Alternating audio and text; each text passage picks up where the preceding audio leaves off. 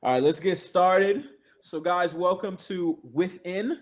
I'm not even gonna break down all the title and stuff like that. I'm just here to give my wife introduction because she's just so phenomenal. She's gonna talk a little bit more about her background. I'm here because I'm married to her. Uh, but no, so the lesson we just talked about was loving our neighbors as ourselves. But one of the things that's important is we have to learn how to love ourselves. That's what this class is really about within. It's about trying to figure out who are you within yourself. I'm going to give it over to my wife right now. But we are building off of that, and I'll be interjecting here and there with a couple of things. But go ahead, wifey. Yeah. And I know there's a ton of us, but I'll be kind of just speaking like, we're all hanging out on the couch, right? So basically, if you want to know some of my background, like why did they have Nemo do this? I actually went to grad school to be a marriage and family therapist, which I did complete and finish. And so I'm a marriage and family therapist. And I actually, when I worked, before I chose to come into the ministry, when I worked full time doing therapy, I worked with teens and adolescents and younger kids. And so I thought, man, what a time we're in right now. Like, right, this pandemic is the worst. And even for some of us who have been battling mental health issues before the pandemic, it's even harder. And for some of us who didn't even realize we were maybe wrestling through some mental health challenges or, different things, it's definitely just kind of gotten bigger, in this pandemic. It's just a hard time for everybody. So I really wanted us to talk about within. So funny, kind of side note thing, my word for the year is within, because I felt it was so powerful just to really kind of love and nurture the person within, and find strength within you. And for me, as a Christian, it's really important for me to find strength within God as well. And so I just want to talk about that in relation to mental health, because mental health is about this relationship within yourself, right? There's so much going on within you, within your mind, within your body, your brain. Like there's so much going on within you, and there's so much that is affecting all those things on the outside. And so I wanted us to talk about within. I wanted us to start off with kind of my first kind of point or section, which is within yourself, right? And I want to start off saying it's okay to not be okay.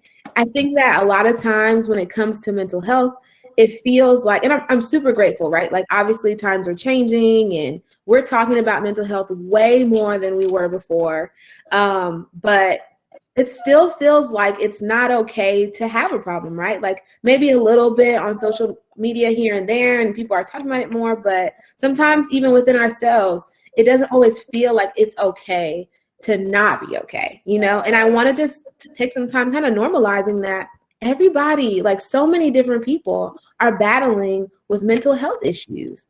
I wanted to start off and say some famous people who, right, like, because, right, celebrities are so beautiful and they're always shining. They have trillions of followers. And so it kind of seems like their lives are always fine. But even celebrities are wrestling with mental health issues. So a lot of you guys know Billie Eilish. If you've listened to any of her songs, like really like read the lyrics, then you know that she really talks a lot about kind of this battle with depression. And she's talked about her battle with depression and even some suicidal thoughts. She's talked about that in different like media platforms. And so she's someone who wrestles through it. Maybe some other people that some things you didn't know, Leonardo Dicaprio. So maybe some of you guys know him. I know that he's kind of getting older, so I don't know how many people know him, but he's done like obviously Titanic. And then like, even if you only know him as the meme with the guy with the cup, that's from the Great Gatsby movie. He actually wrestles with OCD. OCD, if you don't know, is obsessive compulsive disorder, and it's basically a complex, this is a very like kind of simple way to put it, but it's a very complex form of anxiety where people feel these compulsions to do these different things because of these obsessions that they have. So they'll have these obsessions about stuff and they'll feel compelled to need to do certain things. And so he actually wrestles with OCD. Also, Harry Potter, Daniel Radcliffe also has OCD, which is, if you didn't know that. we could probably know about Demi Lovato's wrestle with being bipolar. You know, she's had some different like mental health challenges, has had some drug-related issues, has been in and out of rehab, and has really wrestled with that, kind of sadly in a public view. Also, Michael Phelps has ADHD. I don't know if you guys knew that. Ariana Grande and Prince Harry, they kind of, or Ariana Grande, there was a situation where there was a bombing at one of her concerts. She talked about how she has PTSD and how she's been wrestling with anxiety since that incident. And then also Prince Harry talks about some of his PTSD, some of his anxiety, even after. If you guys don't know, obviously his mom, Princess Diana, there's a Netflix special out. He lost her at a younger age, and you know, we all kind of think, oh, when we move on, but he has had to live with that his whole life, and is still processing and wrestling with some of the anxiety from that. Also, Lady Gaga talks a lot about her depression, her anxiety, and some of her PTSD from some of her experiences as well. So it's just, you know, to say that we know a lot of different famous people who, you know, maybe we've seen all of them in really great spaces, or maybe we've seen some of them in harder spaces, but we're not alone in the fact that we have mental health issues. It's not, you know, only that like mental health issues come to those who are like not special or something like that. Like that's not true. Like everybody's wrestling with some things. There's even some Bible characters that Siobhan's going to talk about that have wrestled through some mental health issues. Yeah, and then so obviously these people weren't diagnosed, right? But we still see some signs. We see that Gideon in Judges 6, he was someone that battled with anxiety. Jeremiah was depressed, wrote a whole book to lament, which means a passionate expression of grief and sorrow, talking about the state of the Jewish people. David was depressed. If you read the Psalms, I think that's why people love reading through the Psalms. David, he speaks to my heart. He's emotional and he expresses himself. I think about Elijah, who at one point he does this great thing and kind of stands up for God. And the next moment he's like, God, I don't want to be here. You know what I mean? He feels that depression of like, I don't even want to live anymore. Obviously Jesus was God God wrapped himself into flesh. And he was a man with many sorrows that it talks about in Isaiah 53. It says that Isaiah 53 verse 3, he was despised and rejected by mankind, a man of suffering and familiar with pain, like one whom people hid their faces. He was despised and we held him in low esteem. And I love that because these people are just relatable. We can relate to these people just even in the scriptures, not just celebrities. Absolutely. And I think, again, I just want to normalize, maybe some of us have felt too, and this is also something that's growing and changing in the church, is that mental health also wasn't given a lot of space and attention in the church, right? A lot of times we can feel like, you know, Christianity has this reputation for people who are really upbeat and happy and kind of like are like, oh, I'm not sad. I don't have any issues. I don't feel any types of ways about things. I'm happy and smiling and singing all the time. And it can feel really invalidating when we're in church or we are a Christian and we're still wrestling with some of these feelings. You know, Proverbs 14:10 says, each heart knows its own bitterness, and no one else can share its joy. And so this scripture just reminds me that we all have something that we're wrestling with in our hearts, you know, no matter who we are. And sometimes we're the only ones who can feel it. That doesn't mean that it's not valid or that it's not real. And even if other people aren't feeling the same way, right, because maybe they're sharing in their joy or something like that, that doesn't mean that what we're feeling is invalid. The scripture is Proverbs 14:10. Again, if you weren't here before, I have this dog Callie is she's whining because she wants to go outside. So I'm sorry, that's distracting. Anyways, so it's just all to say, you're welcome, Sophie. It's just all to say that a good life is not a problem-free life. You know, a lot of times we can think that a good life is a life that doesn't have any problems. And when you're wrestling with mental health, which can feel outside of our control, it feels like it's my, you know, I can't do anything about these different mental health challenges I have. And then I can't, you know, have a good life. But that's not true. Because even when we think about Jesus, I don't think anybody would say that Jesus's life was, you know, it was not impactful or amazing, or that he wasn't amazing. But, you know, he had many struggles. He wrestled with a lot of sorrow and a lot of hardships in his life. So I want to talk about a couple of things that we have to wrestle within ourselves a lot of times that come from the outside that have impact us within that can really affect us. I think probably being able to deal with our mental health, whether it's diagnosed or undiagnosed, just different things. So one of those things is social media. Now, I'm not going to be one of those, sadly, as I get older, I might be looking like an adult. So I don't want to be one of those adults who's like, social media is so bad. I love social media. I do. I have Instagram, have, Facebook. I know you guys think that's old. But I have Instagram. I love my Instagram. I love to, I'm becoming like a plant mom. So I'm loving to watch like videos about plants or funny stuff or just relatable stuff. I just found out that side parts are out. I have my middle part. Anyway, but I realized side parts are out and all this different stuff. Just keep you on the up and up with social media. But really, a lot of times, what can happen is we see someone living their very best life, right? Like we see someone whose life feels like looks amazing. Everything is literally glowing, like their filter or their preset looks amazing. So it just seems like their life is literally glowing. And then we compare it to our lives. Right? Like we compare what we see, and that is not helpful at all to our mental health and to the person within, right? Because it makes us, we'll have this inner dialogue where whatever's going on within us, or within our lives is not good enough, because if our lives were really good, right, we would be feeling the same way this person is. And obviously they're doing something right, because when I look at their life, they seem really happy and I must be doing something wrong. But we don't ever see their house when it's not clean. We don't see them when they don't have their makeup and their cute outfit on. Like we don't see all those different things, but we compare, and even for guys, like we don't see them when they're not, hitting the gym, or they're not succeeding in their life, or they're not, getting attention from, whoever, girls or whatever it is. Like we might not see those sides of their lives, but yet we compare. And I think it really invalidates our experience. And so we stay quiet about our mental health issues.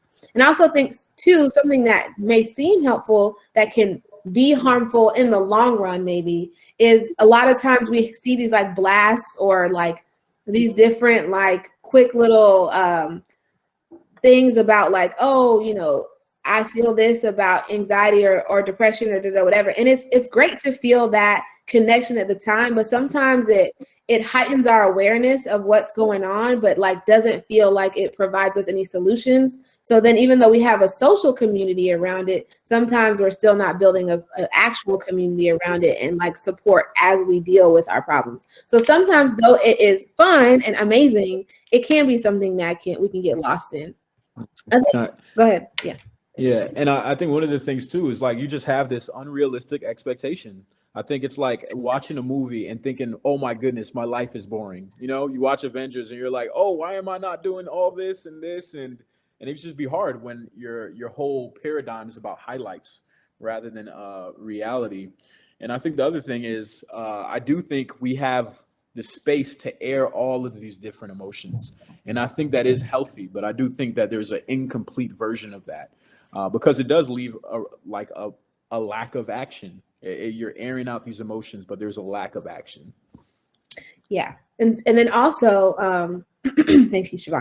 And so also another enemy I feel like of the person within is invalidation, right? Like being invalidated. I talked about that a little bit, but sometimes what happens is someone really well-meaning, often, most of the time, someone who is meaning to help us and encourage us or kind of get us out of this rut or help us move past our anxiety or whatever it is, they will tell us it's not that deep, or you're really fine. Your life is fine, or maybe for you guys, you've heard you're too young to have all these problems, or, you're really okay. Like, or basically maybe in so many words, get over it.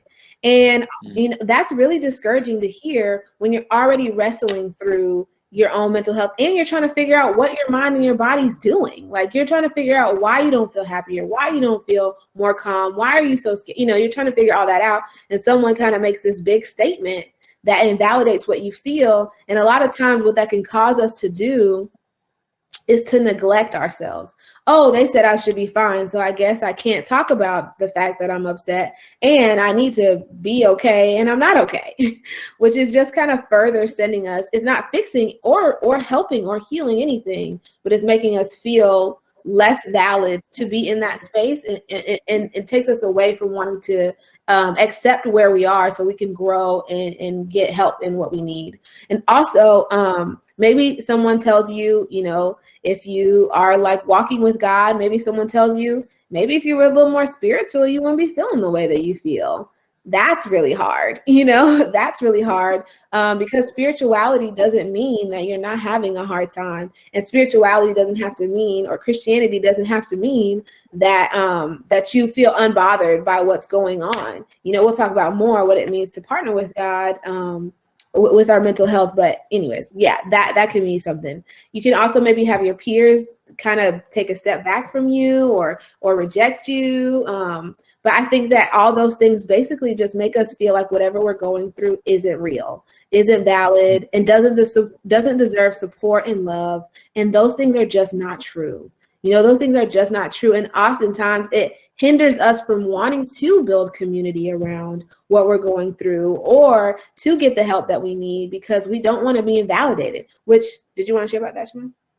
Yeah, and I think a little bit for the men's perspective, one of the reasons why I'm so grateful that men are here is because sometimes there could be this stigma of men shouldn't be talking about their emotions.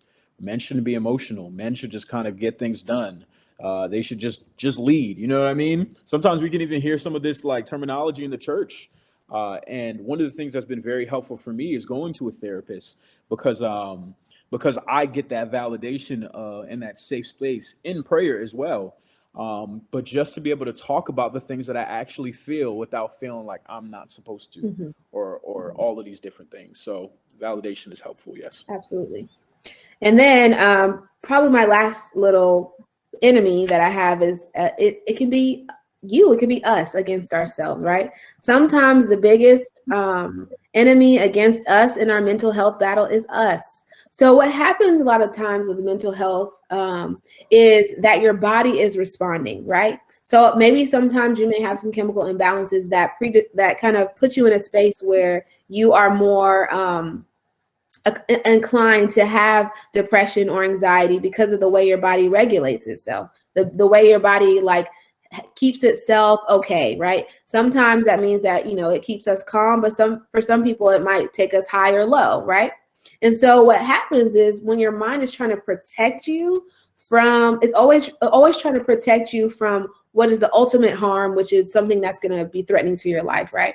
And so a lot of times, even so with anxiety, right, your body is trying to protect you from something that might come against you and harm you and hurt you. And so a lot of times the fear and the thoughts are going to try to deter you from doing anything, right? A lot of times it's going to build up a story for you because your body is anxious and it's scared and it's worried and your brain doesn't want you to go out and do things that are going to put you in harm's way. But sometimes those thoughts keep you stuck and they keep you from moving to the left or the right or doing things. And so it starts to isolate you. And then also with depression, right? Depression, and these are just two kind of main ones. There's obviously different ones, but even with like feelings of depression, right? Your body maybe isn't producing the hormones that elevate your mood or help you feel better. And so what do you do is in order to preserve yourself, your body might, you know, isolate you from people, or you might not engage in anything physical because you're tired, or, you know, all these different things because your body is trying to protect you. It's doing what it thinks it's supposed to do because of the hormones or the different things that are coming up for it. It's responding to that, right? The brain is like a computer. It's super smart. And so it's going to do what it needs to do to kind of keep you safe in what it thinks, right? But a lot of times what it's doing is it's keeping you sometimes from the supports that you need. And a lot of times, even with depression, these negative thoughts that come up, like yourself, or when your body feels down, it puts you almost in a space where you think you are down. And so then your thoughts kind of respond to like, where you would be if you were down, like, you know, if you were sad, if you were in a low place. And so it's kind of telling you these different things about who you are, what you're feeling, you know, like you start to kind of have to battle these thoughts in your mind about not being enough and all that. It's you kind of unfortunately working against you. And sometimes that also keeps us stuck because we're fighting against ourselves to be okay. But it's sometimes keeping us from different resources that we need. So I want to share a little bit about my own story with grief and depression and anxiety. So around 3 years ago, my father passed away, and it took me down a really dark road. I didn't even realize the impact that it was having on my life. And so slowly but surely, I realized I was really anxious. I would feel like scared to get in my car and go to the store because I didn't want to get in a car accident. I would be scared to do different things around the house, and I felt like I couldn't go anywhere. And it was just really a dark road for me. And then I remember feeling this depression and feeling like I just didn't have the energy to get up and do things that I thought were just regular things to do. Like I didn't have the energy to do my chores. I didn't have the energy to like do my job. I just didn't feel like I could. And then because I didn't feel like I could, and because I felt so anxious, then those negative thoughts started to come. So I started to feel not good enough. Like a little bit into after my grief, I got married, and I remember feeling like, how am I supposed to be a wife? How am I supposed to love and support someone else? I don't even feel like I can care about myself. I was like, why am I not happier? Why don't I feel better? I missed the days where I felt like I laughed more, or it just felt like happiness was something that came and went, and when it used to feel like my normal. And so I really wrestled with a lot. I wrestled with feeling like I was not only mourning the loss of my dad, but I felt like I was mourning the loss of myself. Like I didn't know who I was anymore. It was so strange to feel so disconnected from who I was, and I did isolate myself. There are a lot of relationships that suffered in my grief. You know, a lot of times you hope that like, oh, it's going to be this love fest, but people make sense of your mental health, how they make sense of it. Some people were hurt by it. Some people were upset with me. Some people took space from me. Some people didn't understand why I was taking space from them. And it was just really, really such a dark road. And I realized that in my mental health, I wasn't loving myself anymore. Like I wasn't taking care of myself anymore. I was just kind of letting it take over my life, as opposed to trying to figure out what I had the strength to do within myself. And so one of the things I started to do was I went to therapy. I started trying to find ways to talk to my friends. You know, some friends, and little by little, I didn't open it up to the whole world, but I tried to find my safe spaces, or those safe people that I felt like I felt enough with, you know, that I felt that could be there for me during a hard time. Because sometimes people they just don't understand. They haven't been there before. They haven't felt those things, or they have and they're not in touch with it. So they don't know how to help or to be there for you. And so that was a lot of my journey. And I could talk about it more if someone wants to reach out to me personally. But for time, I'm going to keep moving forward. So I think a lot too, if you're loving the person within yourself, and you're making peace with the fact that it's okay that I'm not okay, and I don't have to be anyone in my mental health. I don't have to be Wonder Woman. I don't have to be Superman in my mental health. Trying to figure out, what do you feel like you can do? What can you do, right? Because mental health feels like a lot of what I can't do. And so what can you do? Find a safe person. You don't have to be out and about with a huge group of people, but if you can find one person that makes you feel safe, if you find one person you feel safe getting open with, find that person. Find that person and share what you can each time that you can. Getting those things off your chest, having someone else to talk to kind of combat those thoughts and talk with is important. Get active. I know that that's counterintuitive. I know you hear that a lot. If you've looked into mental health, people tell you to get up and move, and it feels like opposite of what feels normal when you're struggling with mental health issues. But a lot of what it does is it with anxiety, it gets that extra energy out of our body. Our body is producing a ton of energy because it's trying to prepare us to fight against something that is harming us. And because there's not a physical thing to fight, we store up that energy and it adds to our anxiety. So getting active with depression, I know it probably seems crazy to ask someone to get up and do something when they're feeling so overwhelmed and depressed, but something that gets those hormones, those positive hormones in your body kind of flowing helps us take on one day at a time. It helps kind of get our moods in a better space so we feel stronger to do what we need to do. Eating healthier. Again, that's hard because with the active, getting active, it can be something like getting up, doing yoga, stretching, going for a walk. It doesn't have to be something strenuous. You don't have to do what is P90X or whatever it is. Just something little that gets your body moving. If you do 5 jumping jacks every time you go to the bathroom, just something small that gets those juices running. Eating healthier seems also like why. Because sugar and bad food and junk food make us feel good right after we eat them. But they really make our mood even lower in the long run. And our body and brain can't function at its best when we're not eating well. But when we eat better, it helps our brain kind of produce some of those better hormones to kind of get us from day to day. It doesn't fix everything, but it gets us from day to day. Praying, journaling, getting those thoughts out, resting, meditation for especially if you feel like you have panic attacks or anxiety. Meditation is important. It stills the mind. It grounds you because anxiety keeps us up in the air with all these crazy thoughts. It really grounds you.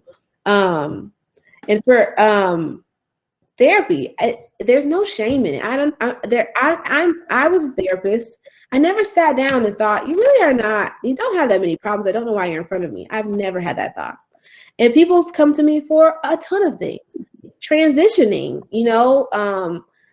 thoughts that you have about yourself, growing up, whatever it is, like transitioning, I mean, from grade to grade or life stage to life stage. But whatever it is, like just finding someone who's professional, who can help you, who can support you. It's scary to sit down with someone you don't know, but they are really trained to make you feel comfortable and safe and to give you a space where it's all about you.